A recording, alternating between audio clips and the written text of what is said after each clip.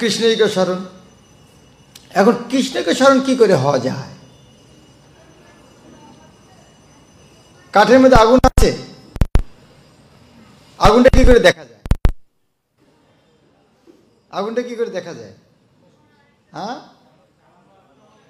ওই কাঠটাতে অন্য একটা যে কাঠে আগুন লাগেছে সেটা টাচ করলে বোঝা যায়। যতক্ষণ না অন্য একটা কাঠ যেখানে আগুন লেগেছে যতক্ষণ স্পর্শ করে নাই ততক্ষণ এই কাঠে আগুন দেখা যাবে না। কাঠের মধ্যে আগুন দেখতে হলে অন্য একটা কাঠ যার মধ্যে আগুন লেগেছে সেটা যদি স্পর্শ করে তখন এই কাঠের মধ্যে আগুন আছে বোঝা যায়। তো সেই রকম আমাদের মধ্যে যে কৃষ্ণভক্তি আছে, এই যে কৃষ্ণকে স্মরণ, ওটা দেখা যাচ্ছে না। কখন দেখা যাবে? কোনো ভাগ্যে সাধু সঙ্গে। প্রথমে যদি ব্রহ্মাণ্ড ভরিতে কোনো ভাগ্যবান জীব, ব্রহ্মাণ্ড ভ্রমণ করতে করতে কোনো ভাগ্যবান জীব। তারপর লাইনটা কি? গুরু কৃষ্ণ প্রসাদে পায় ভক্তি লোক। আর একটা শাস্ত্রে বলা হচ্ছে, যদি সমুদ্র বা নদীর মধ্যে দিয়ে একটা ছোট ঘাস ভেসে যায়, সেটা গাছ হওয়ার সম্ভাবনা আছে? সমুদ্রে পড়েছে একটা একটা একটা ঘাস, ওটা গাছ হওয়ার সম্ভাবনা আছে?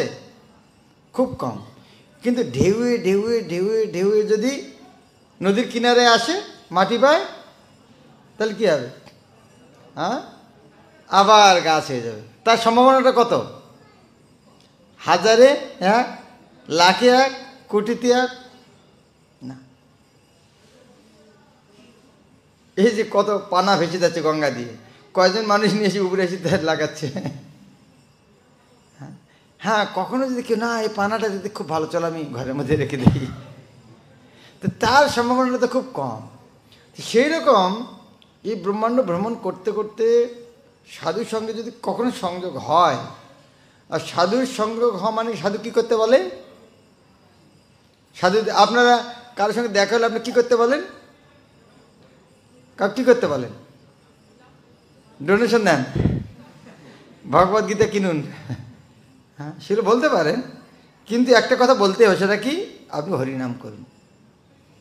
যাই আপনার বলুন না কেন, আপনার ডোনেশন চান, হ্যাঁ, বা গীতা বিক্রি করতে যাই বলেন, কিন্তু আসল উদ্দেশ্যটা কী ছিল? তাকে কৃষ্ণ ভক্তি যতক্ষণ, যদি যত টাকা দিক, সে যদি হরিনাম না করে তাকে ভক্ত বলা যাবে না। হ্যাঁ, ভক্তিপথে আসবে, একদিন আসবে, কিন্তু ভক্ত মানে কি? ভক্ত মানে যে হরিনাম করে। তাই সাধুর সঙ্গে সে হরিনাম করবে। আর যখন হরিনাম করবে তখন কি হয়?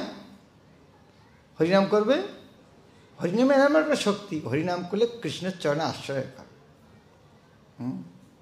আর যখন কৃষ্ণকে আশ্রয় করলো, হরিনাম করলেই কৃষ্ণের চরণে আশ্রয় হবে। যেমন আপনারা নিজেদের মধ্যে দেখুন, ভারতবর্ষে জন্মগ্রহণ করার ফলে ভক্ত তো ছিলামই, কৃষ্ণকে মানতাম, রামকে মানতাম, সবাইকে মানতাম, ঠিকই।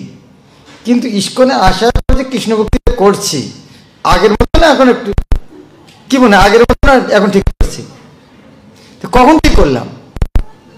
যখন হরিনাম শুরু করেছি।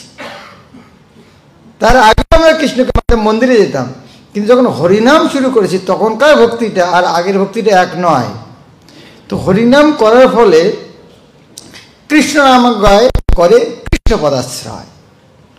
সেই জন্য কেবল হরিনাম করলেই এটা কি করে হয়? স্বয়মেব স্ফুরিতি অদ, স্বয়মেব স্ফুরিতি মানে আপনি হয়ে যায়। ওটা করার জন্য আলাদা করে চেষ্টা করতে হয় না, স্বয়মেব স্ফুরিতি অদ।